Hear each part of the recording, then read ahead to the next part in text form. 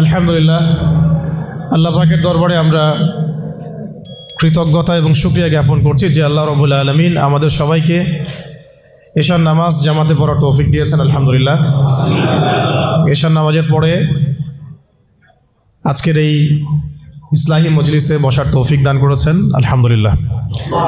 আর আগামীকাল জুমারও প্রস্তুতি থাকে সবার, খুতবা আছে, এখানে খতিব সাহেবরা আছেন। আর জুমার দিনের কয়েকটা আমলও আমরা জানি খুব খাস।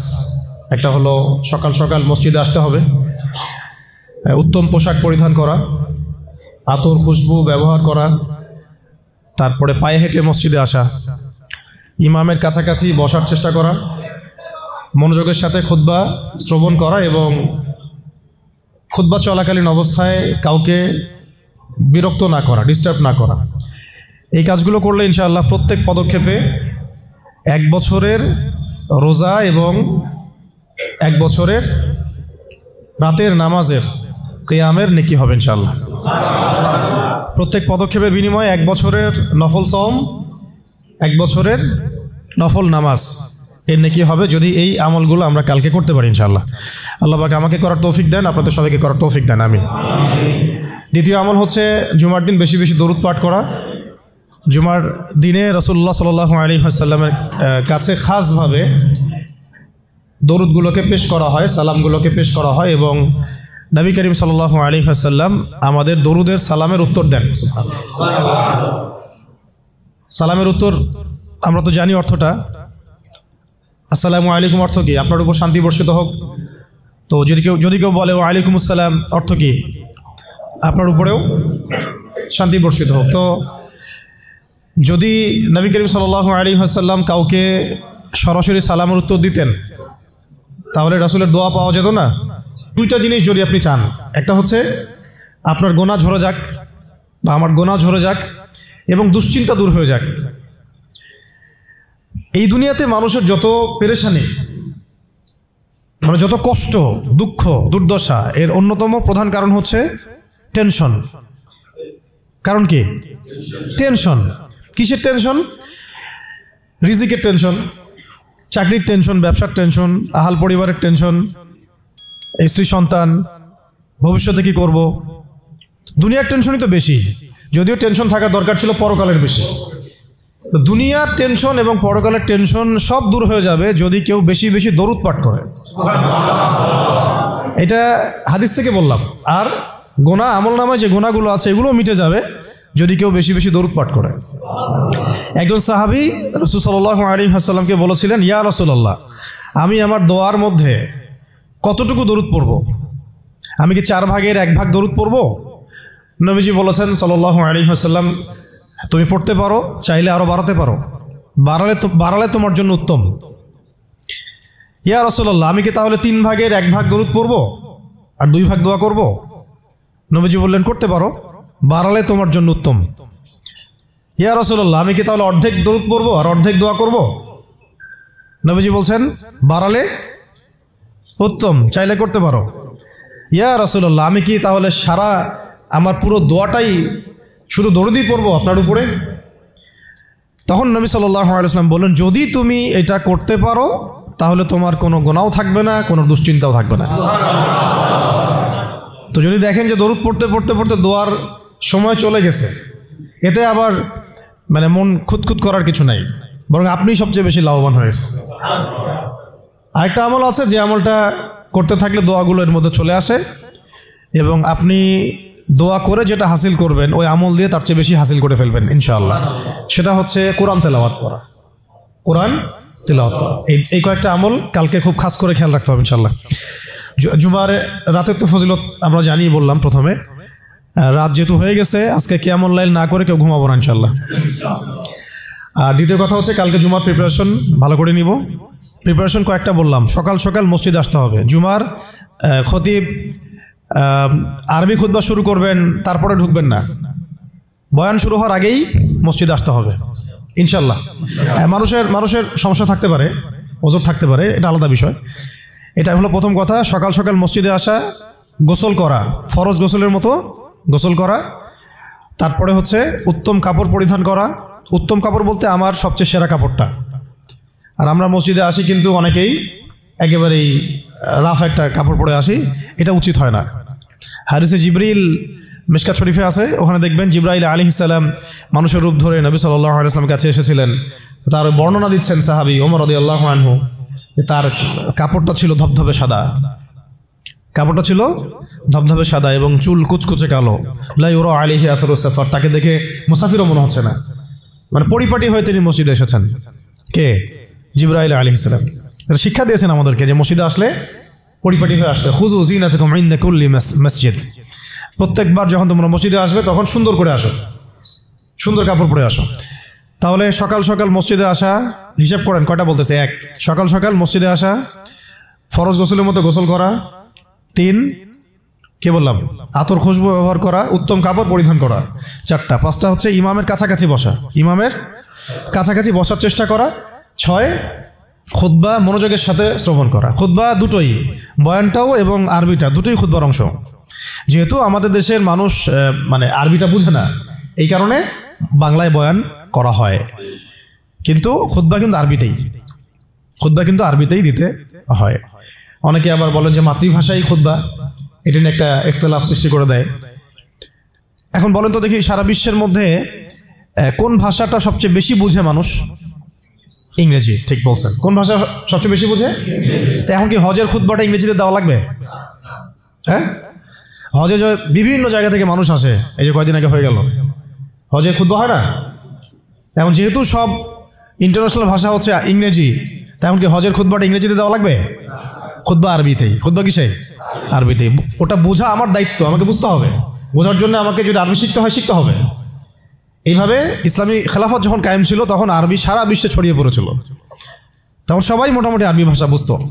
যখন থেকে খেলাফত চলে গেছে, জাতীয়তাবাদ চলে আসছে, আর কয়েকটা তন্ত্রমন্ত্র, ওগুলো নিয়ে পরে কথা বলছি, এগুলো যতদিন আমাদের পর্যন্ত মানে মাথাটা খেয়ে ফেলছে আর কি আমাদের, তখন আরবিটাও আস্তে আস্তে শিক্ষা ব্যবস্থা থেকে উঠে গেছে। এখন আপনি এটা ঐচ্ছিক হয়ে গেছে, আগে বাধ্যতামূলক ছিল।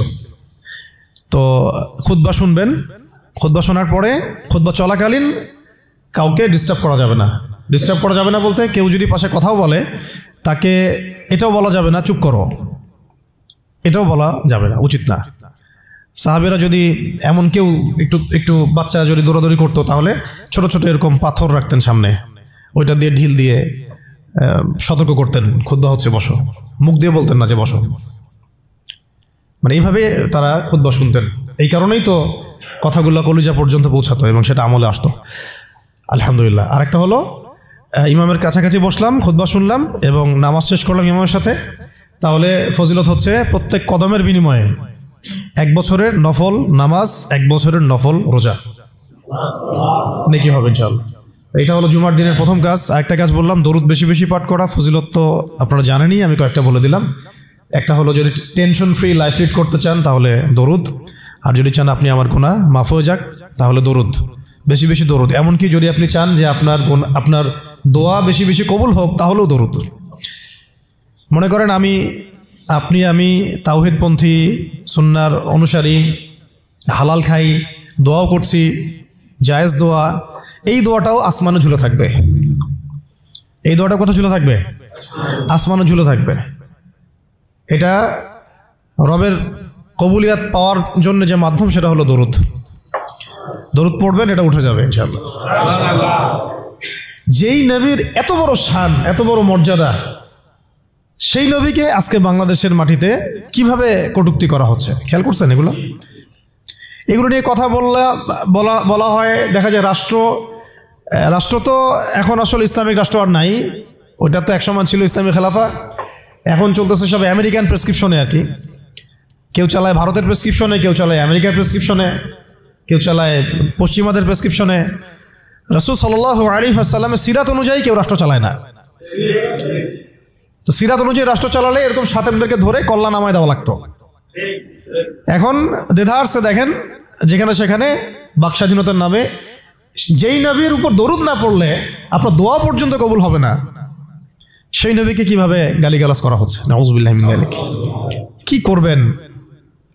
প্রতিবাদ করতে গেলে আমরা দেখলাম যে মামলা করা হলো, মামলার পরে সেই আইনের ধারাটাই বাতিল করে দেওয়া হলো। আইনের ওই ধারাই বাতিল করে দেওয়া হলো। কি আইন? নিজের স্বার্থে যখন তখন করাও যায়, আবার বাতিলও করা যায়। এই জন্যই তো আমরা বলি মানব রচিত আইনগুলো হচ্ছে তাগুত। মানব রচিত আইনগুলো কি তাগুত? মানে কি? তাগুত মানে শয়তান। তাগুত মানে কি? শয়তানের একটা ভার্সন, মানে আপগ্রেডেড ভার্সন হচ্ছে তাগুত। প্রোম্যাক্স তাগুত, শয়তান প্রোম্যাক্স, এটা হচ্ছে তাগুত। তো আল্লাহর আইন বাদ দিয়ে যখন মানুষ নিজের আইন রচনা করে তখন এরকম অবস্থা হয়। যে আইন রাসূলের শানে কটূক্তিকারীর বিচার করতে পারে না, সেই আইন আপনাকে সমাজে শান্তি দিবে, ইনসাফ দিবে? এই জিনিসটা আমাদের বুঝে আসতেছে না। এখন আমরা ঘুরে ফিরে আবার সেই ওই তন্ত্র মন্ত্রের পিছনে ছুটতেছি।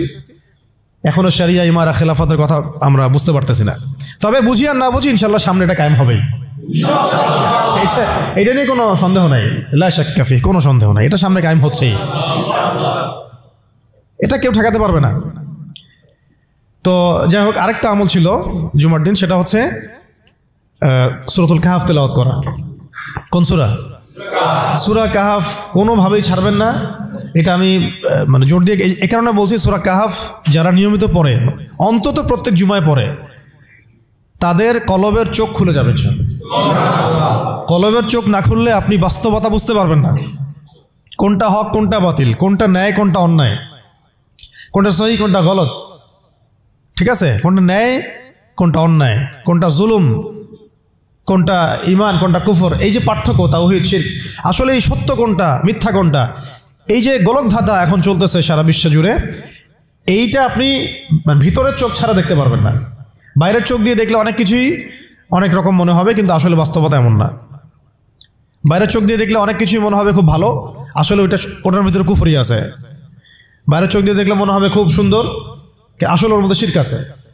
এই যে মানে অন্তর্দৃষ্টি, আমরা একটা কথা বলি হিকমা আল বাসীরা, প্রজ্ঞা, বাংলা ভাষায় বলে কি প্রজ্ঞা, দূরদর্শিতা, বাংলা ভাষায় বলে দূরদর্শিতা, এটা হাসিল হবে সূরা কাহাফ তেলাওয়াত করলে। আর শেষ জামানায় এই দূরদর্শিতার দরকার এত বেশি। কেন বেশি? কারণ শেষ জামানাতে দাজ্জাল বের হবে। কে বের হবে? দাজ্জাল বের হবে, এবং তার অনুসারীরা বিশ্বকে দাপটের সাথে শাসন করবে, কিছুদিন শাসন করবে আর কি। এবং তার অনুসারী হবে ইহুদিরা। অনুসারী কারা হবে? অনুসারী হবে 4 রকমের, 4 প্রজাতির মাখলুক আর কি, বলে দিলাম। হ্যাঁ, 4 কি 5? আচ্ছা, একটা হচ্ছে ইহুদিরা, দেখতে পারতেছেন ওরা কি করতেছে ইসরায়েলে, ফিলিস্তিনে। 2 নম্বর হচ্ছে নাসারা, যারা খ্রিস্টান এবং যারা ইহুদিদের সাথে জোট গঠন করেছে, আমরা বলি জায়নিস্ট। 3 নম্বর হচ্ছে মুশরিকরা, মুশরিক, যেমন ইসরায়েলের সবচেয়ে বড় বন্ধু এখন ভারত। ইসরায়েলের সবচেয়ে বড় বন্ধু কি এখন? ভারত। 4 নম্বর হচ্ছে মুসলিমদের মধ্যে কিছু মুনাফিক, ঠিক যেমন আরবের ফিলিস্তিনের আশপাশে দেখবেন কিছু রাষ্ট্র আছে মুনাফিকদের দ্বারা শাসিত, এরা ইসরায়েলের বন্ধু। আর 5 নম্বর হচ্ছে এক শ্রেণীর মহিলা, যে মহিলাদেরকে মানুষ ঘরে রাখতে পারবে না, এটা হাদিসের মধ্যে আসছে। এই 4টা-5টা শ্রেণী দাজ্জালকে অনুসরণ করবে, এবং ওই সময় সারা বিশ্বটার মধ্যে সে এমনভাবে ফিতনা ফাসাদ সৃষ্টি করবে, অনেক ইমানদারও ধোঁকা খেয়ে যাবে। ওই ফিতনা থেকে বাঁচার জন্যে আপনাকে সূরা কাহাফ তেলাওয়াত করতে হবে, যেটা নবী সাল্লাল্লাহু আলাইহি ওয়াসাল্লাম বলেছেন যে ব্যক্তি সূরা কাহাফ তেলাওয়াত করবে জুমার দিনে, বা প্রথম 10টা আয়াত মুখস্থ করবে, প্রথম 10টা আয়াত মুখস্থ করবে, আল্লাহ পাক তার জীবদ্দশায় যদি দাজ্জাল বেরো হয়, আল্লাহ পাক তাকে হেফাজত করবে ইনশাআল্লাহ। এই আমলগুলো জুমার দিন ছাড়া ঠিক হবে না কোনোভাবেই। তো প্রতি সপ্তাহে আমলগুলো জারি থাকবে ইনশাআল্লাহ। আল্লাহ পাক সবাইকে করার তৌফিক দান করেন। তো আজকে আমি লম্বা আলোচনা করার সময় পাচ্ছি না, ইনশাআল্লাহ আপনাদের সাথে আবার দেখা হবে ইনশাআল্লাহ। কোনো একদিন দিনের বেলা এসে লম্বা সময় দেওয়ার চেষ্টা করবো ইনশাআল্লাহ। তো আজকে আমি জাস্ট একটা সূরা নিয়ে কথা বলতে যাচ্ছি আপনাদের সাথে, শুধু একটা ছোট্ট সূরা। ইনশাআল্লাহ অন্য কোনো দিন আরও বিষয়ভিত্তিক আলোচনা হবে। এই সূরাটা হচ্ছে সূরা কাফিরুন। কোন সূরা? সূরা কাফ। সবাই জানি না সূরাটা? কিছু বিষয় আছে এই সূরার মধ্যে যেগুলো আমরা অনেকে জানি কিন্তু বুঝতে পারছি না, ওইটা বোঝানোর জন্য আমি একটু পুরাতন আলোচনা নতুন করে করার চেষ্টা করছি আর কি।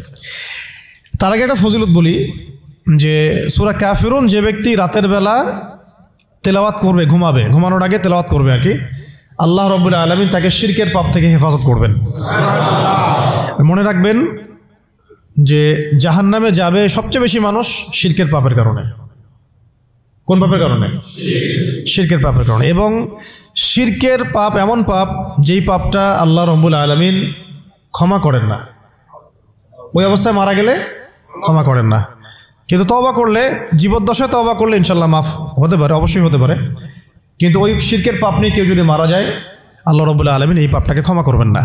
এটা সূরা নিসার মধ্যে অনেকবার বলা হয়েছে, ইন্নাল্লাহা লা ইয়াগফিরু আন ইউশরাকা বিহি ওয়া ইয়াগফিরু মা দুনা যালিকা লিমান ইয়াশা।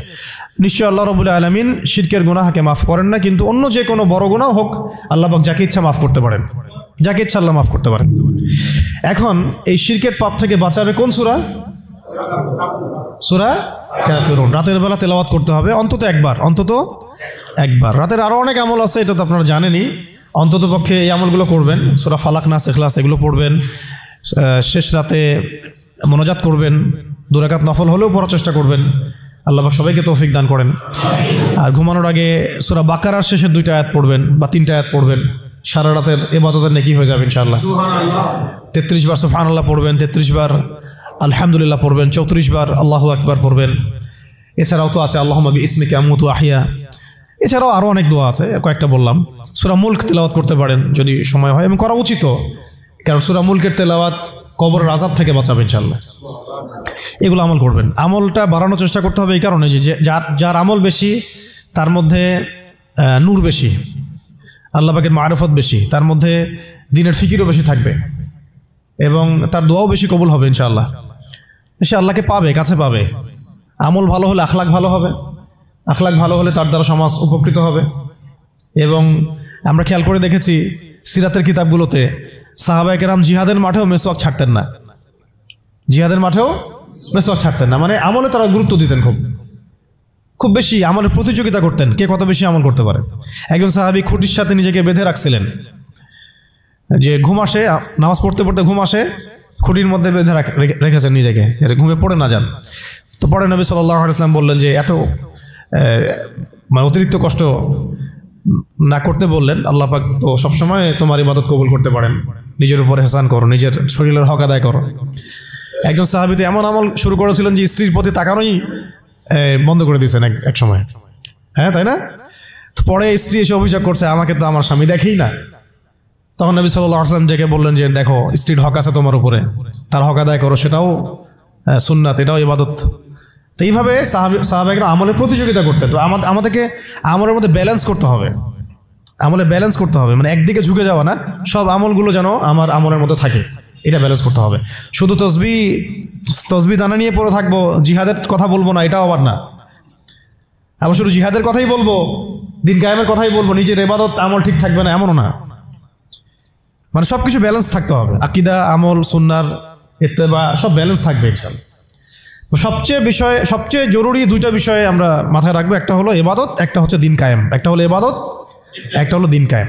ইবাদত তো ব্যক্তিগত ব্যাপার, এটা জীবনের প্রত্যেকটা ক্ষেত্রে ইবাদত থাকবে। আর দিন কায়েম করতে হবে জীবনের প্রতিটা ক্ষেত্রেই, শুধুমাত্র ব্যক্তিগত জীবনে, ইবাদত বন্দেগীর জীবনে না, আমার অর্থনীতি, ব্যবসা বাণিজ্য, আমার সংস্কৃতি, শিক্ষা এবং রাজনীতির মধ্যেও আল্লাহ পাক তৌফিক এনায়েত করেন।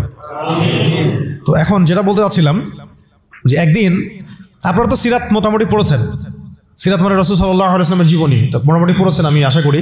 যদি না পড়ে থাকেন অবশ্যই পড়বেন, ঠিক আছে? প্রথমে শুরু করবেন তো কোরআন তেলাওয়াত থেকে। কোরআন তেলাওয়াত শিখতে শিখতে সিরাতটা পড়ে ফেলবেন। সিরাতটা আগে পড়া থাকলে আপনি কোরআন হাদিসের অর্থ যখন পড়তে শুরু করবেন তখন বুঝতে পারবেন যে কোন আয়াত কোন প্রেক্ষাপটে, কোন হাদিস কোন প্রেক্ষাপটে নাজিল হয়েছে। আপনার মাথায় পুরো 23 বছরের একটা ফ্রেম থাকবে, এটা খুব জরুরি। তাহলে আপনি বুঝতে পারবেন যে কিভাবে দিন প্রতিষ্ঠা করতে হবে, এবং কিভাবে নবী সাল্লাল্লাহু আলাইহি ওয়াসাল্লাম করেছেন, তার উপর দিয়ে কি অতিবাহিত হয়েছে, সাহাবীদের উপর দিয়ে কি অতিবাহিত হয়েছে, এটা আমাদের মাথায় থাকবে। এবং কোন প্রেক্ষাপটে তারা কিভাবে রিয়্যাক্ট করেছেন ওইটা আমাদের মাথায় থাকবে। সিরাতটা আমি পড়ার জন্য খুব বেশি জোর দেই।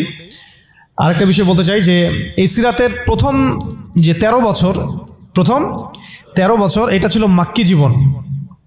কোন জীবন? মানে মক্কায় নবী সাল্লাল্লাহু আলাইহি ওয়াসাল্লাম দাওয়াত দিচ্ছেন। তো মক্কার পরিবেশটা কেমন? মক্কার পরিবেশটা হচ্ছে আবু জেহেলদের শাসন চলতেছে। কাদের শাসন? আবু জেহেলের শাসন চলছে, আবু লাহাবের শাসন চলছে, উতবা সাহেবা এদের কর্তৃত্ব চলছে। আবার একই সাথে নবী সাল্লাল্লাহু আলাইহি ওয়াসাল্লাম তিনিও একটা সম্ভ্রান্ত বংশ থেকে আসছেন, সম্ভ্রান্ত গোত্র থেকে, বনু হাশিম থেকে। তো তার গোত্রের মর্যাদা অনেক বেশি, ঠিক আছে? আর এদিকে বনু মাখজুম, বনু এই তাইম, বনু তাই, বনু আদি, আরও অনেক গোত্র আছে। তো তারাও কিন্তু মোটামুটি প্রভাবশালী। তো রাজনৈতিক যে ক্ষমতাটা, মক্কার রাজনৈতিক যে ক্ষমতাটা, এটা আছে ওই সময় Abu Jahl, Abu Lahab, Utba সাহেবা এদের হাতে। এবং ওদের একটা পার্লামেন্ট ছিল, ওর নাম ছিল দারুন নাদওয়া। কি নাম ছিল? দারুন নাদওয়া। তারা আল্লাহকে বিশ্বাস করত, একটু ভালো করে বোঝার চেষ্টা করেন। তারা আল্লাহ পাককে বিশ্বাস করত, আল্লাহ বলে একজন আছে, এটা তারা আকীদা ঠিক রাখতো। এমনকি আল্লাহ পাক সৃষ্টিকর্তা, আল্লাহ পাক রিজিক দাতা, আল্লাহ সন্তান দাতা, এটাও তারা বিশ্বাস করত। কারা বিশ্বাস করত? Abu Jahl, Abu Lahab, Utba সাহেবা, তারাও বিশ্বাস করত।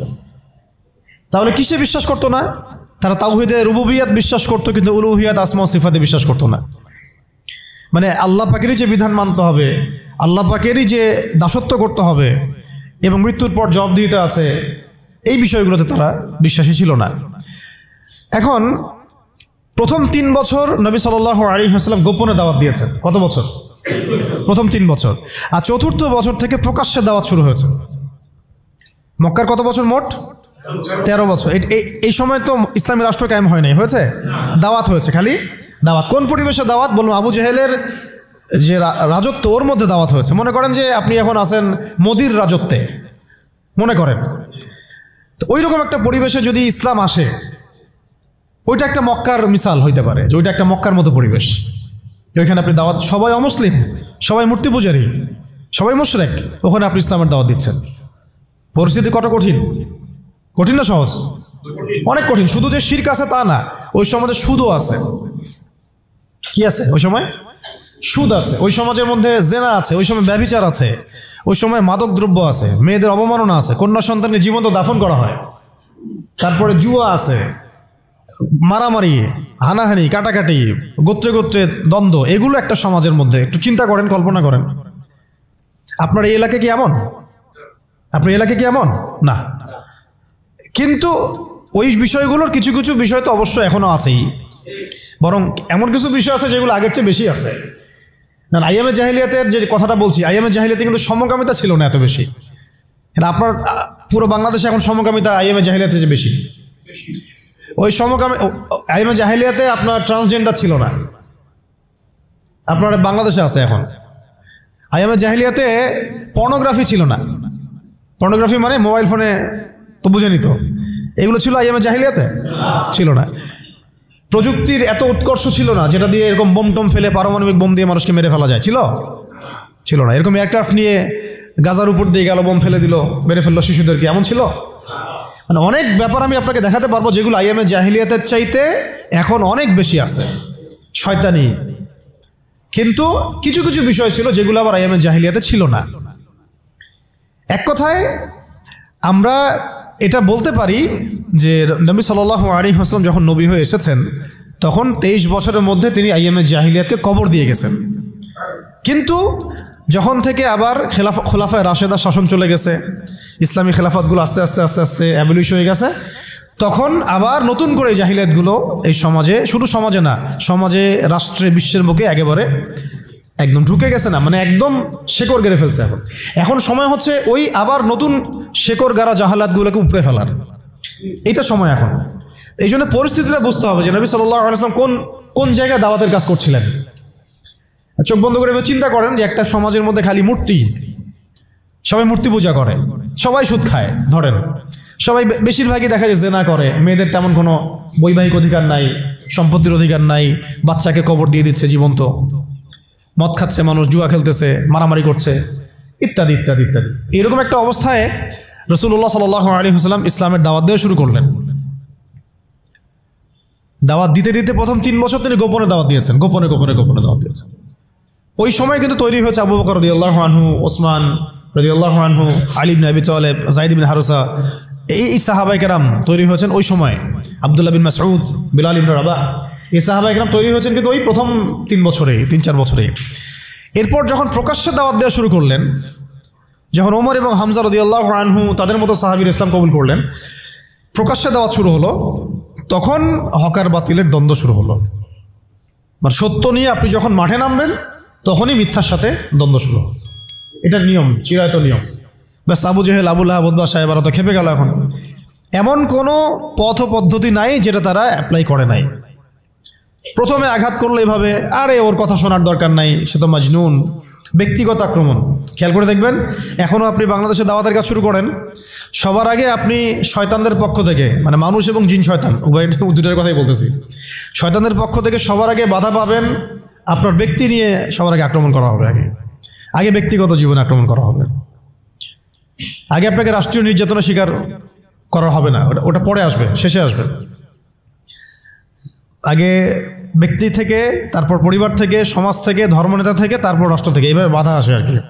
তা রাসূল সাল্লাল্লাহু আলাইহি ওয়াসাল্লামকে প্রথমে বলা হচ্ছিল যে মজনুন, নাউজুবিল্লাহ মিন যালিক, সাহের, জাদুঘর, নাউজুবিল্লাহ, ফারিকুল জামাত বিভক্ত করতেছে, নাউজুবিল্লাহ। তারপরে বলা হচ্ছে আর কি বলেন, শায়ের, কবি, আর এরকম প্রায় 8-10টা কথা বলা হচ্ছিল, 8-10টার মতো কটাক্ষ করা হচ্ছিল প্রথম 3 বছরে। কিন্তু তেমন কোনো শারীরিক নির্যাতন করা হচ্ছিল না প্রথমে, আগে এভাবে ব্যক্তিকেন্দ্রিক আক্রমণ করা হচ্ছে। এরপর আল্লাহ পাক জবাব দিচ্ছেন, কোরআন নাজিল হচ্ছে, প্রত্যেকটার অ্যান্সার আসতেছে কোরআনে, তাই না? দাওয়াতের গতি বাড়তেছে আলহামদুলিল্লাহ। মানুষ তো একবার ইসলামে আসলে আর ফিরে যাচ্ছে না, জান্নাতের খবর পেয়ে গেছে মানুষ। কোথায় ছিলাম, অন্ধকার থেকে আলোতে চলে আসছে। আর যারা এই নূরের স্বাদ একবার পেয়েছে তারা কি আর ফিরে যাবে? এখনও দেখেন অনেক বড় বড় পাপী মানুষ, আমরা নিজেও দেখেছি, নিজেরাও অনুভব করেছি, বহু বড় বড় পাপী মানুষ রাসূল সাল্লাল্লাহু আলাইহি ওয়াসাল্লামের রওজার সামনে গিয়ে সালাম দিয়েই একেবারে তওবা করে খাঁটি মুমিন হয়ে গেছে। বহু মানুষ আছে এমন, অনুভূতি কাজ করে ওখানে গেলে। একটা অনেক পাপী মানুষ ছিল, কাবাঘর ধরে যেই টাচ করছে কাবাঘরে, চোখ দিয়ে দরদর করে পানি পড়া শুরু হয়েছে, সে তার লাইফকে সংশোধন করে নিয়েছে। আর সেখানে তো সাহাবীরা রাসূলের কাছে যাচ্ছেন, তার দরবারে বসছেন, হাতে হাত রেখে বায়াত করতেছেন, তাকে তার পা ধুয়ে দিচ্ছেন, তাকে ওযু করাই দিচ্ছেন, সারাদিন তারা রাসূল সাল্লাল্লাহু আলাইহি ওয়াসাল্লামের সাথেই আছে। কত বড় সৌভাগ্যের বিষয়। এখন প্রথমে যখন দেখা গেল এইসব দিয়ে কাজ হচ্ছে না, তারপর তারা অর্থনৈতিক চাপ দেওয়া শুরু করলো, সামাজিক বয়কট করা শুরু করলো। কারা? Abu Jahl, Abu Lahab, Utba, শাইবা। আমি কিন্তু এই কয়েকটা নাম বলছি, এটা কিন্তু শুধু নাম না, এটা একটা ক্যারেক্টার, চরিত্র। আজকের বিশ্ব আবু জেহেল আছে, আবু লাহাব আছে, উতবা, শাইবার আছে না? সেম পদ্ধতি তারাও কিন্তু অবলম্বন করতেছে ইসলামকে দমন করার জন্য। সেম এটা মিলাই নেবেন আপনারা সিরাত থেকে।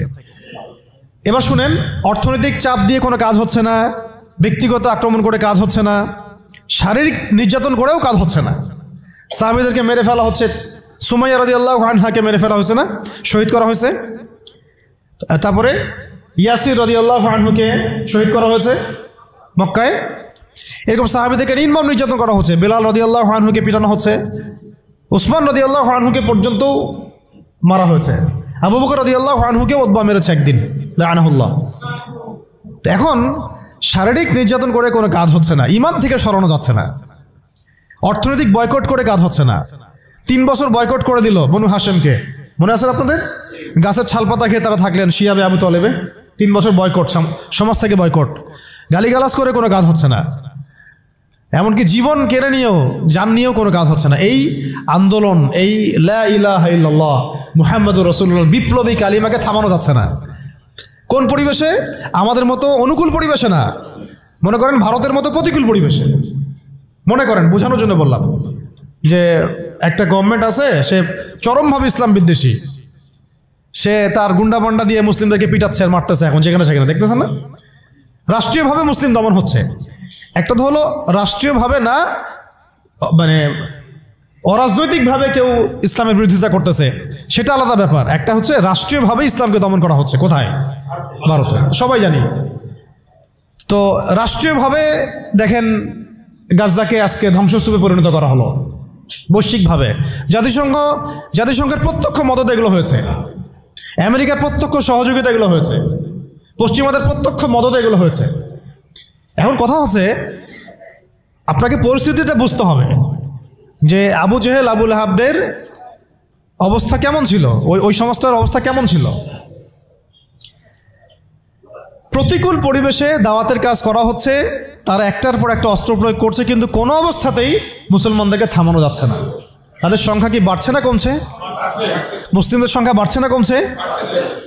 আবার বলেন, মুসলিমদের সংখ্যা কি বাড়ছে না কমছে? বাড়ছে আর বাড়ছে আর বাড়ছে, দিন দিন বাড়ছে। কত নির্যাতন হচ্ছে, শারীরিকভাবে মারা হচ্ছে, অর্থনৈতিক নিষেধাজ্ঞা দেওয়া হচ্ছে, সমাজ থেকে বয়কট করা হচ্ছে, তারপর সম্পত্তি থেকে বঞ্চিত করা হচ্ছে, বাবা ছেলেকে তাড়াই দিচ্ছে, মা ছেলেকে তাড়াই দিচ্ছে। কি একটা অবস্থা! অবস্থা কি ভাবতে পারছেন কেমন জটিল অবস্থা? এত কিছু করেও যখন কোনো কাজ হলো না, তখন Abu Jahl, Abu Lahab, Utba সাহেবারা একটা নতুন ফর্মুলা নিয়ে আসলো। এখন তারা নতুন একটা ফর্মুলা নিয়ে আসছে। এই ফর্মুলাটার নাম হচ্ছে আপোষকামিতা বা সন্ধি করা। এটার নাম কি? আপনারা খেয়াল করে দেখবেন, আমি একটু বলে নেই 1 মিনিট। ওই আইয়ামে জাহিলিয়াতে যে জাহালাতগুলো আপনি দেখছেন, শিরকের জাহালাত, সুদের জাহালাত, রিবা, তারপরে মাদক, তারপরে জেনা, ব্যভিচার, গোত্রীয় হানাহানি, সব আপনি এখনকার বিশ্বে দেখতে পারবেন। এবং ওই দারুন নাদওয়া যেটা ছিল কাফেরদের পার্লামেন্ট, এটার মতো করে কাজ করতেছে এখন সারা বিশ্বে জাতিসংঘ। আমি একদম খোলামেলা বলে দিলাম, এর চেয়ে খোলামেলা আপনাকে আমি বুঝাই বলতে পারবো না। এবং সেই জাতিসংঘটার কাজই হচ্ছে সারা বিশ্বে মুসলিমদেরকে আস্তে আস্তে ডমিনেট করা এবং কাফেরদের দৌরত্বটাকে প্রতিষ্ঠা করা। তাদের প্রত্যক্ষ মদদে, পশ্চিমাদের প্রত্যক্ষ মদদে ইসরায়েল এই জায়গায় আসছে আজকে। সেই জায়গায় আসতে পারতো না যদি তাকে এভাবে সহযোগিতা করা না হতো। এবং তার সাথে সঙ্গ দিয়েছে, বললাম, ইহুদিদের সাথে সঙ্গ দিয়েছে নাসারা, এই মুশরিকরা, আরবের মুনাফিকরা, আর এই যে আমাদের তো নামধারী কিছু সেকুলার আছেই, রামবাম, তথাকথিত সুশীল, প্রগতিশীল, এগুলো তো আছে। এরা সবাই মিলেই এই এজেন্ডাটা বাস্তবায়ন করছে। কি এজেন্ডা? তারা চায় পুরো বিশ্ব থেকে মুসলমানদেরকে মিটাই ফেলতে। এটা খালাস, শেষ কথা, এখানে শেষ। তারা চায় পুরো বিশ্ব থেকে মুসলমানদেরকে সরাই ফেলতে। ইউরিদুনা, তারা কি চায়? আল্লাহ পাক বলেছেন ইউরিদুনা লিইউতফিউ নূর আল্লাহ। তারা চায় আল্লাহ পাকের নূর, মানে আল্লাহর যে আলো, মানে ইসলাম, এই দ্বীন ইসলাম, এটাকে মুখের ফুৎকারে নিভাই ফেলতে চায় তারা। কিন্তু আল্লাহ পাক বলেছেন আল্লাহু ইউতিম্মু নূরাহ, কিন্তু আল্লাহ পাক তার নূরকে প্রজ্বলিত করবেন। ওয়ালাউ কারিহাল কাফিরুন ওয়া ফি আয়াতিন উখরা ওয়ালাউ কারিহাল মুশরিকুন। সূরা তাওবায় আছে, সূরা সফে আছে। এক জায়গায় বলা হচ্ছে যদিও কাফেররা এটা পছন্দ করবে না, আর একবার বলা হচ্ছে মুশরিকরা এটা পছন্দ করবে না। ওদের এজেন্ডা এটা স্পষ্ট। এই same agenda Abu Jahl, Abu Lahab, Utba সাহেবারও ছিল, কিন্তু তারাও কিন্তু পারে নাই। পারছে? এত কিছু করেও তারা পারে নাই। আপনি খেয়াল করে দেখবেন, যখন এই পরাশক্তিরা মুসলমানদের সাথে কোনো কোনো জায়গায় পেরে ওঠে না, তখন তারা কিন্তু সন্ধির কথা বলে, সাম্যের কথা বলতে আসে, মানবতার কথা বলতে আসে, তাই না? ঐক্যের কথা বলতে আসে, মৈত্রীর কথা বলতে আসে। যখন দেখে যে মুসলমানদের হাতে খুব মাইর খাচ্ছে, যেমন সিরিয়াতে বেশ মাইর খাইছে, মাঝে মাঝে হামাসের কাছে মাইর খাচ্ছে, যখন মাইর খায় পারে না তখন বলে যে যুদ্ধবিরতি চাই।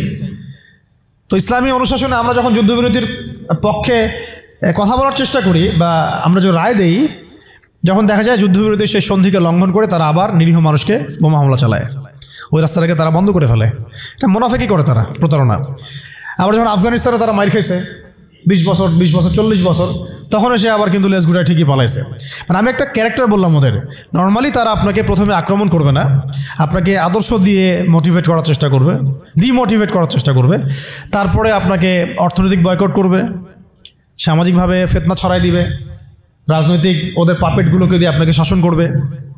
সে সরাসরি এসে আপনার গলা চিপে ধরবে না, তার দালালদেরকে দিয়ে আপনাকে অ্যারেস্ট করাবে। আর কি খোলামেলা বলতে পারবো?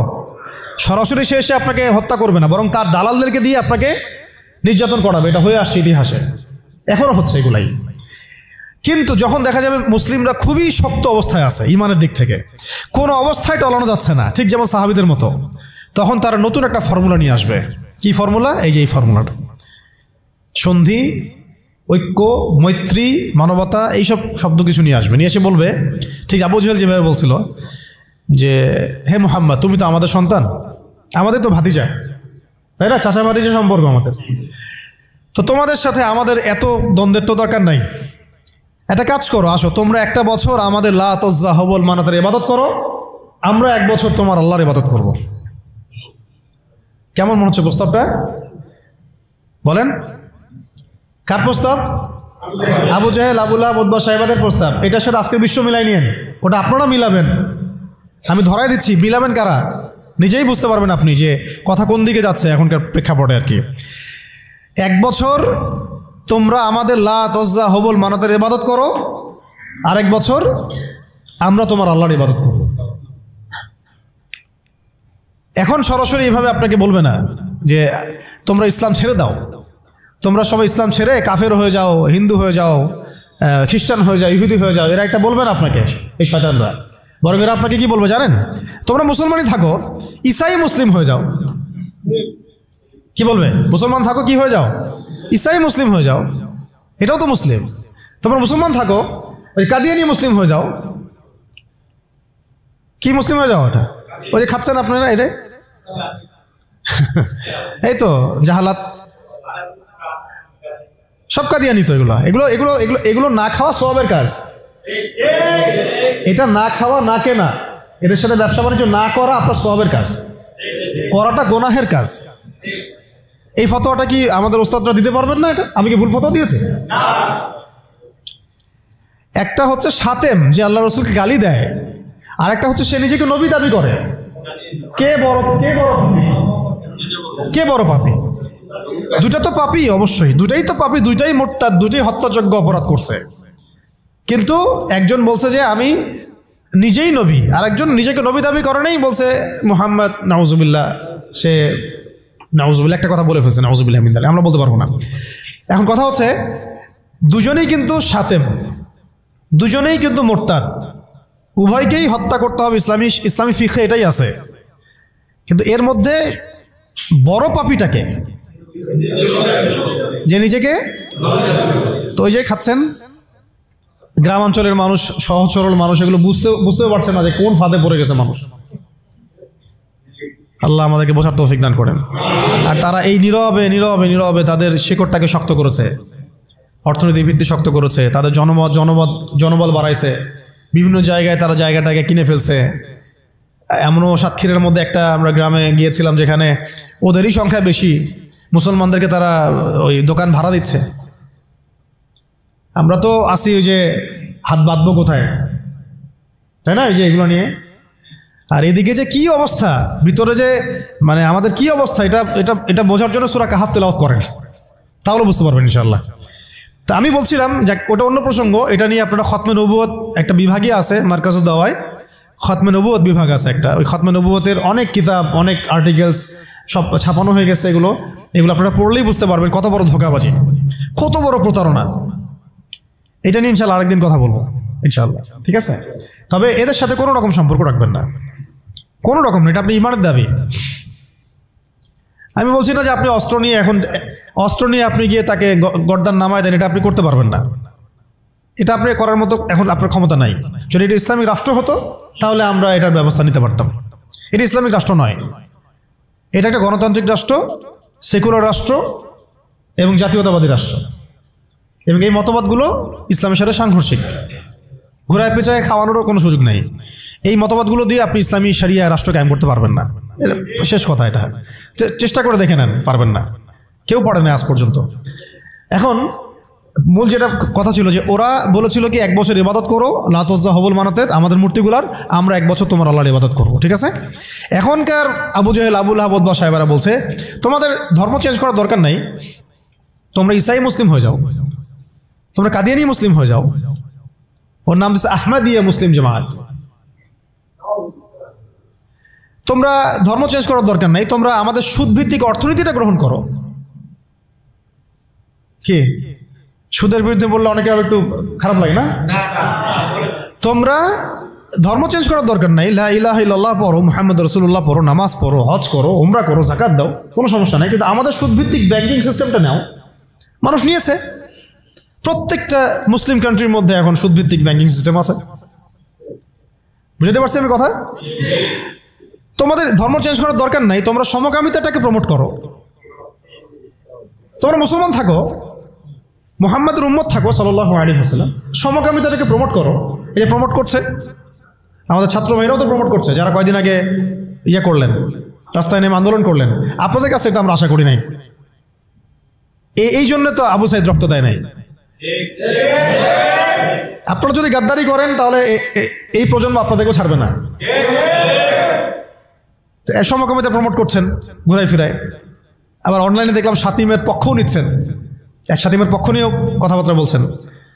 আবার ভিতরে ভিতরে ট্রান্সজেন্ডারটাকে প্রমোট করছেন, ট্রান্সজেন্ডার। তো ওরা বলছে, পশ্চিমারা, এখনকার আবু জেহেল, আবুল আহাব বা সাহেবারা বলছে যে ধর্ম চেঞ্জ করার দরকার নাই, ট্রান্সজেন্ডার তোমরা প্রমোট করো। ট্রান্সজেন্ডার কি? বাহিরে অন্ডকোষ আছে, মন নাকি মেয়ে মেয়ে করে। আর কি খোলামেলা বলবো, এটা এখন আস্তে আস্তে লিগালাইজড হয়ে যাচ্ছে, দিন দিন নর্মাল হয়ে যাচ্ছে, নর্মালাইজ হয়ে যাচ্ছে এগুলা। যেমন সুদ আগে ছিল, মানুষ খাইলে একটু ইয়ে করতো, আরে আমি সুদখোর, মানুষ আমি সুদখোর বলবে, আস্তে আস্তে কমন হয়ে গেল, সবাই খাওয়া শুরু করলো, এটা নর্মাল হয়ে গেল। এখন ট্রান্সজেন্ডার দেখবেন, কেউ কেউ ট্রান্সজেন্ডার হচ্ছে, তাই না? এটাকে মানুষ নিন্দার চোখে দেখছে। আল্লাহ না করুক, আল্লাহ না করুক, দেখবেন কয়েকদিন পরে দেখবেন এটাও নর্মাল হয়ে গেছে। আল্লাহ না করুন, আমিন। তো ওরা এগুলো বলে যে ধর্ম চেঞ্জ করার দরকার নাই, তুমি এগুলো নাও, আমাদের কি আমাদের পলিসিগুলো নাও, ধর্ম চেঞ্জ করার দরকার নেই, তুমি আমাদের সিকিউরিটি সিস্টেম নাও, সিকিউরিটি সিস্টেম নাও। এটা দিয়ে কি করবে সে? পুরো মুসলিম ওয়ার্ল্ডে কোথায় কি হচ্ছে ও ঘরে বসে দেখতে পারবে। কে? এই যুগের আবু জাহেল, আবু লাহাব, উতবা, সাইবারা, এরা কোথায় থাকে? এটা আপনার চোখের আড়ালে থাকে। তারা ওই চোখের আড়ালে কি আছে ওটা ধরতে হলে কোন সূরা লাগবে? সূরা কাহফ। কোন সূরা লাগবে? হ্যাঁ, ধর্ম চেঞ্জ করার দরকার নাই, তোমরা আমাদের গণতন্ত্র নাও। কি নাও? বাস নিচ্ছে মুসলমানরা। ধর্ম চেঞ্জ করার দরকার নেই, তোমরা আমাদের জাতীয়তাবাদ নাও। মুসলমান জাতীয়তাবাদ নিয়ে নিছে। ধর্ম চেঞ্জ করার দরকার নাই, তোমরা আমাদের সেকুলারিজম মতবাদটা নাও। মানুষ নিয়েছে। ধর্ম চেঞ্জ করতে হবে না, তোমরা মুহাম্মদের উম্মত থাকো সাল্লাল্লাহু আলাইহি ওয়াসাল্লাম। তোমরা আমাদের কমিউনিজম নাও, সমাজতন্ত্র নাও। মানুষ নিয়েছে। এইভাবে এখনকার যুগের আবু জেহেল, আবু লাহাবরা আমাদেরকে ওই প্রস্তাবের মধ্যে নিয়ে আসছে। আমরা ওই সময় তো সাহাবায়ে কেরাম জবাব দেওয়ার আগে আল্লাহ পাক জবাব দিয়ে দিয়েছেন, আর সেই জবাব তো কোরআনে মওজুদ আছে। আমরা এই যুগের আবু জেহেল, আবু লাহাবদেরকে ওই জবাবটা দিতে পারি নাই, যেই জবাবটা আল্লাহ পাক কোরআনে দিয়েছেন। আল্লাহ পাক কি বলেছেন এই প্রস্তাবের পরে? আল্লাহ পাক বলেছেন, কুল, হে নবী আপনি বলেন, ইয়া আইয়ুহাল কাফিরুন, হে কাফেররা শুনো ভালো করে, লা আ'বুদু মা তা'বুদুন, আমি তার ইবাদত করি না যার ইবাদত তোমরা করো। আমি তার ইবাদত করি না যার ইবাদত তোমরা করো। ওয়ালা আনতুম আবিদুন মা আ'বুদ, তোমরা তার ইবাদতকারী নও যার ইবাদত আমি করি। ওয়ালা আনা আবিদুন মা আবাদতুম, এবং আমি তার ইবাদতকারী নই যার ইবাদত তোমরা করো। ওয়ালা আনতুম আবিদুন মা আ'বুদ, এবং তোমরাও তার ইবাদতকারী হবে না যার ইবাদতকারী আমি। এখানে আয়াতকে রিপিট করা হয় নাই, বরং এটাকে একটাতে আপনার বর্তমান কালকে বোঝানো হয়েছে, একটাকে ভবিষ্যৎ বোঝানো হয়েছে। কিয়ামত পর্যন্ত মুসলমান মন্দিরে যাবে না, আর মন্দিরে যে যায় লোক সে এই মসজিদ আসবে না। আসলে ধর্ম চেঞ্জ করে আসতে হবে। লাকুম দীনুকুম ওয়ালিয়া দীন, তোমাদের দিন তোমাদের জন্যে, আমার দিন আমার জন্য। তো এই জবাবটা আমরা এখনকার বিশ্বকে দিতে পারি নাই। ভালো করে খেয়াল করে দেখছেন? এইভাবে সূরাগুলোকে মিলাতে হবে। ওরা এখন আপনাকে বলছে না সরাসরি যে আপনি ধর্ম চেঞ্জ করেন, আপনি অমুসলিম হয়ে যান, কাফের হয়ে যান, মোরতাদ হয়ে যান, এগুলো তারা বলবে না। তারা বরং বলবে আপনাকে আমাদের সুদটা নাও, আমাদের সংস্কৃতি নাও, আমাদের শিক্ষা ব্যবস্থা নাও, আমাদের রাজনৈতিক সিস্টেমগুলো নাও, আমাদের গণতন্ত্র নাও, আমাদের ধর্মনিরপেক্ষতাবাদ নাও, আমাদের কমিউনিজম নাও, আমাদের জাতীয়তাবাদ নাও, আমাদের ট্রান্সজেন্ডার নাও। আর কি বলবেন? আমাদের সিকিউরিটি সিস্টেম নাও, আমাদের প্রযুক্তি নাও, আমাদের মিডিয়া নাও, এগুলো নাও। ধর্ম চেঞ্জ করার দরকার নাই। কাদিয়ানি হও, ইসাই মুসলিম হও, কিন্তু লা ইলাহা ইল্লাল্লাহ ওটাও পড়ো। এই যুগের লাত ওয়াজ্জা হুবল মানাতরা আরো বেশি ভয়ঙ্কর। এই যুগের Abu Jahl, Abu Lahab, Utba, সাইবারা আরো বেশি ভয়ঙ্কর ওই যুগের আবু জেহেল, আবু লাহাবদের চাইতে। আর ওই যুগের সাহাবায়ে কেরাম যে ভাষায় উত্তর দিয়েছিলেন, এই যে কোরআনের ভাষায়, যে লাকুম দীনুকুম ওয়ালিয়া দীন, কিয়ামত পর্যন্ত না তোমরা আমাদের দিনের অনুসারী হবা, আর না আমরা তোমাদের দিনের অনুসারী হব। তোমাদের সাথে আমাদের এইসব আদর্শিক কোনো ঐক্য হইতে পারে না, আদর্শিক কোনো ঐক্য হতে পারে না। হ্যাঁ, ব্যবসা বাণিজ্য হতে পারে। কি হতে পারে? ব্যবসা বাণিজ্য হতে পারে, মুআমালাত মুআশারাত হতে পারে, প্রতিবেশী হিসেবে থাকতে পারে, অনেক কিছু আছে। কিন্তু আদর্শিক যেখানে, ইসলাম যেখানে প্রশ্নবিদ্ধ, ইসলামের মৌলিক বিষয় যেখানে ক্ষতিগ্রস্ত হবে বা বাধাপ্রাপ্ত হয়, এরকম কোন উসুলে তোমার আমার কখনো ঐক্য হতে পারে না। এখন যে কথাগুলো আমি বললাম, এগুলো কি ইসলামের মৌলিক বিষয় না? কেউ যদি ট্রান্সজেন্ডার হয়ে যায়, সে কি আর মুসলিম থাকবে? কেউ যদি কাদিয়ানি হয়, সে কি আর মুসলিম থাকে? কেউ যদি ইসাই মুসলিম হয়, মুসলিম থাকবে? কেউ যদি চরম সুদখোর হয়, সে তো আল্লাহর সাথে যুদ্ধ করতেছে, রাসূলের সাথে যুদ্ধ করতেছে, সে কিভাবে মুসলিম হতে পারে? কেউ যদি এরকম পশ্চিমা তন্ত্রমন্ত্রের পূজা করে, সে কি আর মুসলিম থাকতেছে নাকি? ফাসেক হয়ে যাচ্ছে। তো এখন কথা হচ্ছে, এই সূরা থেকে আমাদের এই শিক্ষাগুলো নিতে হবে যে আজকের বিশ্বেও, আজকের এই জামানাতেও কোনো অবস্থাতেই এই কাফের, মুশরিক, মুরতাদ, মুনাফিক এবং এই জায়নিস্ট শক্তির এরকম কোনো তন্ত্র মন্ত্রের ফাঁদে আমাদেরকে পা দেওয়া যাবে না। কেন দেওয়া যাবে না? কারণ আল্লাহ রাব্বুল আলামিন আমাদেরকে পরিপূর্ণ শরিয়া দিয়েছেন, পরিপূর্ণ কোরআন দিয়েছেন, সুন্নাহ দিয়েছেন, প্রত্যেকটা বিষয়ের পুঙ্খানুপুঙ্খ সমাধান দিয়েছেন। আমার অন্য কারো কাছ থেকে সমাধান ধার করারও কোনো দরকার নেই। আমাদের ব্যক্তিগত জীবনের হেদায়েত কোরআন সুন্নাহে মওজুদ আছে, পারিবারিক হেদায়েত আছে, সামাজিক আছে, শিক্ষা ব্যবস্থার আছে, সংস্কৃতির আছে, রাষ্ট্রীয় এবং রাজনৈতিক হেদায়েতও আছে। আমাকে তোমার কাছ থেকে তন্ত্রমন্ত্র ধার করতে হবে না। এই বিষয়টা আমাদের খুব ভালো করে বুঝতে হবে। কোন ক্ষেত্রে কি হেদায়েত আছে এইটার জন্য আমাদেরকে পড়াশোনা করতে হবে, দেখতে হবে, জানতে হবে, খুঁজতে হবে, ওলামায়ে কেরামের সাথে মাশওয়ারা করতে হবে। আর কোনো জায়গায় যদি দেখেন যে কোনো আলেমও এগুলোতে প্রভাবিত হয়ে গেছে, তাহলে আপনি হকপন্থী আলেম খুঁজে বের করবেন। এইভাবে আমাদেরকে সামনের পথটা চলতে হবে। এই সূরার পরে একটা সূরা আছে, কি নাম? সূরা নাসর। কোন সূরা? তাই না? সূরা নাসর না? শেষ করে দেই, একটু অনেক দেরি হয়ে গেছে। এখন যখন কোন প্রেক্ষাপটে সূরা কাফিরুন নাজিল হয়েছিল আপনাকে তো বলছি একবার, ওই রকম প্রেক্ষাপটে এই সূরা নাজিল হয়েছে। আর এখন তো আমরা আছি ইসলাম বান্ধব পরিবেশের মধ্যে। তাহলে আমরা কেন এই যুগের আবু লাহাব, আবু জেহেল, উতবা সাহেবাদের এই তন্ত্রমন্ত্রগুলোর অনুসারী হব, ওদের ধোকায় পা দিব? যেখানে ওর ইসলামকে আক্রমণ করবে আমরা কেন সেখানে সায় দিব? অথচ মক্কার মতো অবস্থায় সাহাবায়ে কেরাম এইভাবে জবাব দিয়েছেন সূরা কাফিরুনের জবাবে। আর এখন তো আমার সামনে নামাজের পরিবেশ আছে, যাকাতের পরিবেশ আছে, আমরা মুসলিম সংখ্যাগরিষ্ঠ, আমরা সবাই লা ইলাহা ইল্লাল্লাহ বুঝি, আলহামদুলিল্লাহ আমরা নামাজ পড়ছি, তিলাওয়াত করছি, অনুকূল পরিবেশ আছে। এখন কেন আমাকে এই যুগের আবু জেহেল, আবু লাহাবদের দাসত্ব করতে হবে বলেন? কোনো যুক্তি আছে? যুক্তি তো নাই, কোনো কারণও নাই। কারণ নাই? এই সূরার পরেই আল্লাহ পাক বলেছেন ইযা জাআ নাসরুল্লাহি ওয়াল ফাth, যখন আল্লাহর সাহায্য আর বিজয় আসবে। মানে ওই রকম প্রতিকূল অবস্থাতেই বিজয়ের সুসংবাদ দিয়ে দেওয়া হয়েছে যে এই অবস্থা চিরকাল থাকবে না, তো এইটা তোমরা সবর করে এটা উতরায় উঠো, এখানে ঈমানের পরীক্ষাটা দাও, পাশ করো। ইযা জাআ নাসরুল্লাহি ওয়াল ফাth, সামনেই আসতেছে তোমাদের জন্য বিজয়। এটা সূরা সফেও আছে, ওয়া উখরা তুহিব্বুনাহা নাসরুম মিনাল্লাহি ওয়া ফাতহুন করিব ওয়া বাশশিরিল মুমিনিন। আর তোমরা যেটা পছন্দ করো দুনিয়ার, তোমরা দুনিয়াবি বিজয় অর্জন করবা, সেটাও সামনে আসতেছে। ফাতহুন করিব, আল্লাহ বলেছেন করিব, নিকটে আসবে এটা। ওয়া বাশশিরিল মুমিনিন ওয়া রাআইতান নাস ইয়াদখুলুনা ফি দীনিল্লাহি আফওয়াজা, একটা সময় আসবে মানুষ দলে দলে আল্লাহর দ্বীনে ঢুকতে থাকবে ইনশাআল্লাহ। তখন আল্লাহ পাক বলেছেন ফাসাব্বিহ বিহামদি রাব্বিকা ওয়াস্তাগফির ইন্নাহু কানা তাওয়াবা। এবং যখন এই বিজয়টা আসবে তখন এই Abu Jahl, Abu Lahab, Utba সাহেবা এদের অস্তিত্ব কি হবে? তাব্বাত ইয়াদা আবি লাহাবি ওয়া তাব, আবু লাহাবের হাতও ধ্বংস হবে, সে নিজেও ধ্বংস হবে। মিলাতে পারছেন সিকোয়েন্সটা? এইভাবে আসছে বিষয়টা। যখন এই বিজয় আসবে তখন এই সব আবু লাহাব ধ্বংস হয়ে যাবে। আবু লাহাব এখানে শুধু একজন ব্যক্তি নয়, আবু লাহাব এখানে একটা রূপকথা, একটা উপমাও বটে। প্রত্যেক যুগে যুগে আবু লাহাব থাকবে। এই যুগের আবু লাহাব কারা জানেন? যারা সুদ ভিত্তিক এই ব্যাংকিং সিস্টেমের এই হর্তাকর্তা, এরা হচ্ছে এই যুগের আবু লাহাব। মা আগনা আনহু মালুহু ওয়া মা কাসাব, তাদের এইসব হারাম মাল কোনো কাজে আসবে না, এবং তারা এগুলো যেটা অর্জন করেছে সেটা কোনো কাজে আসবে না। সায়াসলা নারান যাতা লাহাব, আগুনে প্রবেশ করবে তারা। ওয়া ইমরাতুহু, এবং তার স্ত্রীও। এখানে স্ত্রী মানে শুধু স্ত্রী না, স্ত্রী মানে কিন্তু সহযোগী। স্ত্রী মানে কি? সহযোগী। এরা কিন্তু একা কাজ করে না। আমি বললাম না একজন একজনের সহযোগী? ইহুদিদের সহযোগী নাসারারা। আমেরিকা ছাড়া ইসরায়েল চলতে পারে নাকি? আমেরিকা ছাড়া ইসরায়েল চলতে পারবে? আমরা তো এতই সুশীল মার্কা প্রতিবাদ করি অনেকে, যে ইসরায়েলের বিরুদ্ধে কথা বলি, এদিকে আবার আমেরিকাকে খুশি রাখি। এ আবার কোন মুনাফিক?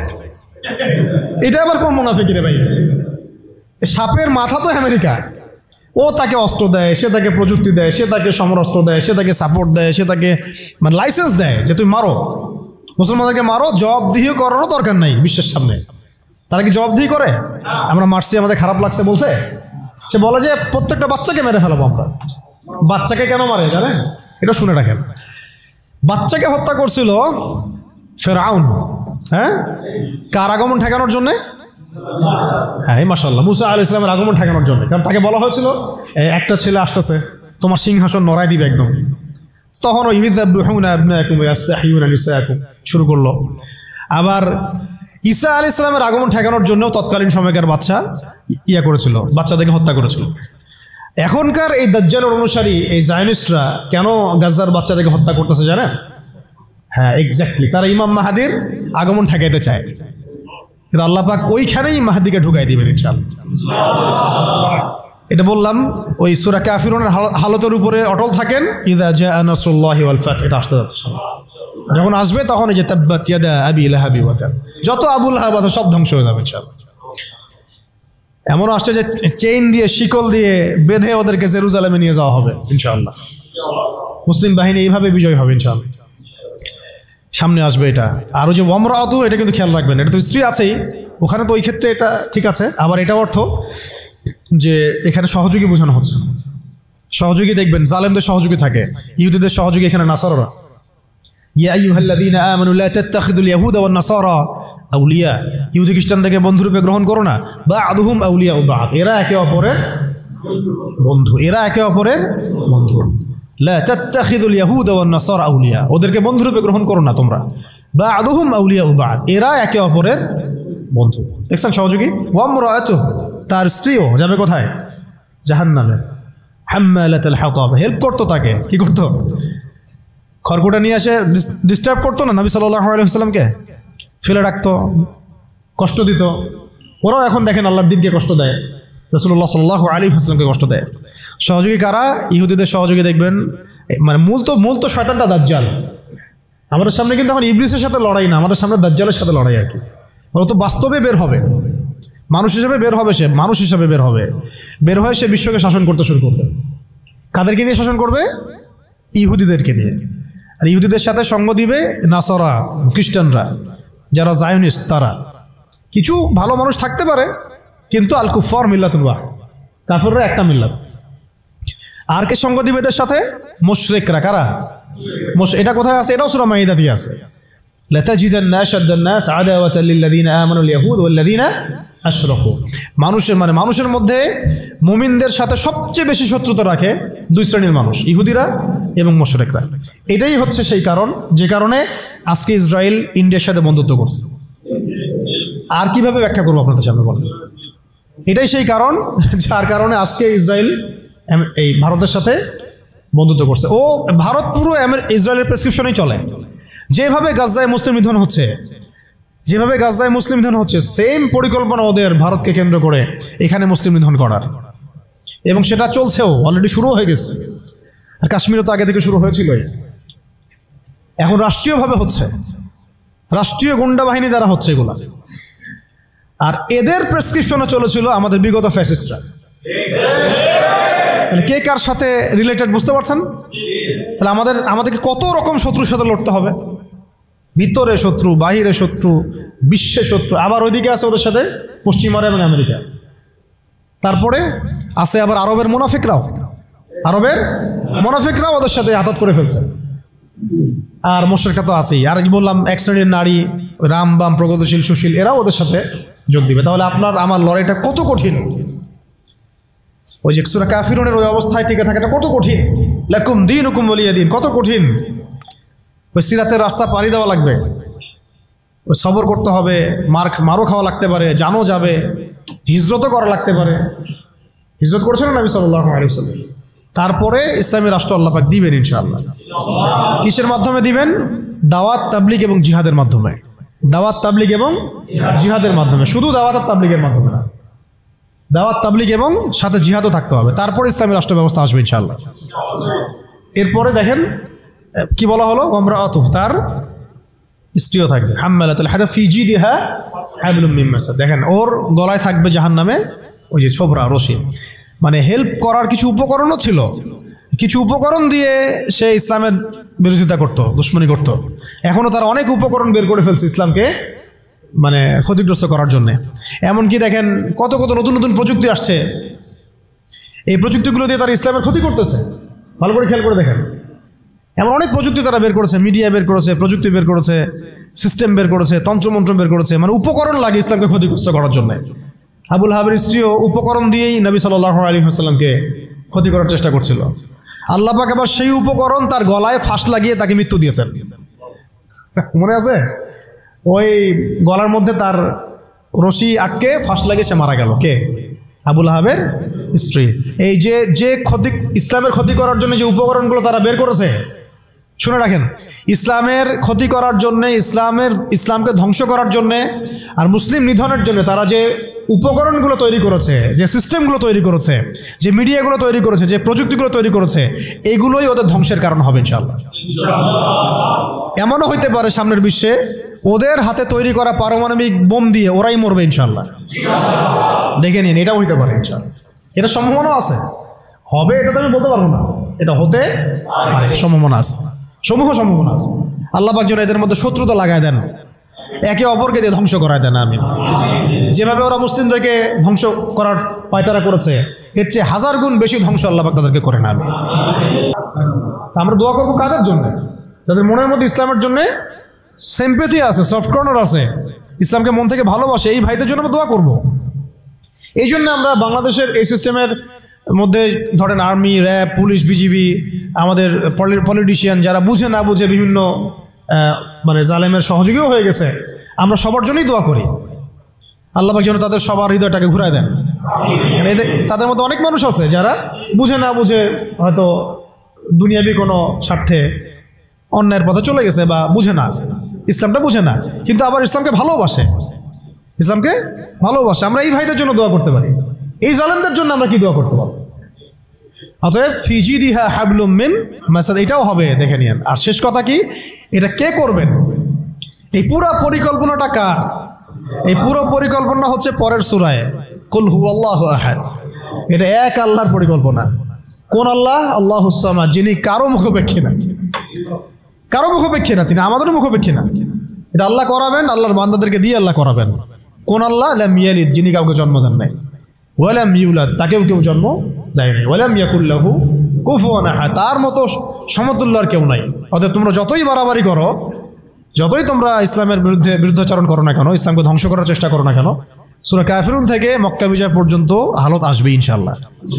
আর এখন যা চলতেছে এটাও ইনশাআল্লাহ আস্তে আস্তে পরিবর্তন হতে থাকবে, এবং ইনশাআল্লাহ আমরা আবার বাইতুল মুকাদ্দাস জয় করবো ইনশাআল্লাহ। এই বিষয়ে কোনো সন্দেহ নাই যে সামনে ইসলামের বিজয় আসবে এবং মুসলিমদের সেই হারানো সেই গৌরব ঐতিহ্য আবার ফিরে আসবে। কিন্তু এইটা আপনার ঘরে বসে থাকলে রেডিমেড হাতে মান্না সালোয়ার মতো আসবে না। এটা মান্না সালোয়ার আসার যুগ না, এটা আবাবিল পাখি আসারও যুগ না। এখানে পাথর আপনাকেই ছুটতে হবে। আবাবিল পাখি এসে পাথর ছুটবে না, এটা পাথরটাকে ছুটতে হবে, আপনাকেই ছুটতে হবে। ব্যাস, আল্লাহ পাক শর্ত দিয়ে দিয়েছেন, ইন তানসুরুল্লাহ ইয়ানসুরকুম, তোমরা আল্লাহর দ্বীনকে সাহায্য করো, আল্লাহ তোমাদেরকে সাহায্য করবেন। ওয়া ইউসাব্বিত আকদামাকুম, আল্লাহ তোমাদের পা শক্ত করে দিবেন।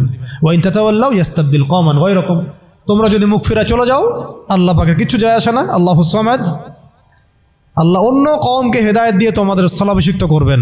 সুম্মা লা ইয়াকুনু আমসালাকুম, তারা তোমাদের মতো হবে না। ব্যাস, এই হলো মূল কথা। তাহলে আমরা চাচ্ছি আল্লাহর ইবাদত করতে, তার জমিনে তার দিনকে বিজয় করতে। তো এই বিজয় কি এমনি এমনি আসবে? কাজ করতে হবে তো নাকি? কয়েকটা কাজ আমরা করবো ইনশাল্লাহ, নিয়ত করতে পারি। প্রত্যেকেই দিনের ফরজ জ্ঞান অর্জন করবো ইনশাল্লাহ, ঠিক আছে ইনশাল্লাহ। শেষ রাত শুরু হয়ে গেছে, আল্লাহ পাক যেন তৌফিক দান, আমিন। এখন দোয়া কবুল হবে। প্রত্যেকেই দিনের ফরজ জ্ঞান অর্জন করবো ইনশাল্লাহ। আমল বাড়াই দিব ইনশাল্লাহ, হালাল হারাম মেনে চলবো ইনশাল্লাহ। আমাদের পরিবারের পর্দার ব্যাপারে খেয়াল রাখবো, আমাদের শিক্ষার ব্যাপারে খেয়াল রাখবো, এবং জীবনের একটা নির্দিষ্ট ক্ষেত্রে ইবাদত করবো এমন না, পুরো জীবনটাকেই সুন্নাহ ভিত্তিক ঢেলে সাজাবো ইনশাল্লাহ। এর পাশাপাশি প্রত্যেকটা এলাকায় আপনারা ঐক্যবদ্ধ থাকবেন, জামায়াবদ্ধ থাকবেন। এখন তো আর ওই অবস্থা নাই যে একজন আমির আর সবাই মামুর হয়ে আছে, এমন তো অবস্থা নাই। তাই প্রত্যেকটা অঞ্চলেই তাওহীদপন্থী মানুষরা একসাথে থাকবেন ইনশাআল্লাহ। আর ইসলামপন্থী যে ভাইরা আছেন, বিভিন্ন দল সংগঠন করছেন, তাদের সাথে মিলেমিশে থাকবেন। একে অপরের সাথে কোনো কাটা ছোড়াছড়ি বা কোনো রকমের দ্বন্দ্বে যাবেন না। তাদের দ্বারা ইসলামের উপকার হলো তো আলহামদুলিল্লাহ, কিন্তু যদি দেখা যায় তারাও এইসব তন্ত্রমন্ত্রের ধোকায় পড়ে গোলক ধাঁধায় হারায় যান, এতে আল্লাহর কিছু যায় আসবে না। আল্লাহ পাক শরিয়া কায়েম করাই দিবেন ইনশাআল্লাহ। তারাও বুঝতে শিখবে, বুঝতে পারবে যে এইসব পশ্চিমা তন্ত্রমন্ত্র দিয়ে শরিয়া কায়েম হবে না কখনো।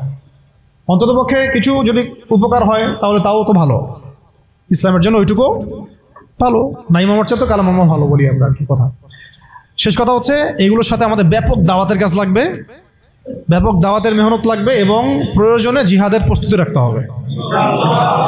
এই কাজগুলো ঐক্যবদ্ধ মানে একত্রিত হলে ইনশাল্লাহ দেখবেন সূরা কাফিরুন থেকে মক্কা বিজয় ইনশাল্লাহ হয়ে যাবে।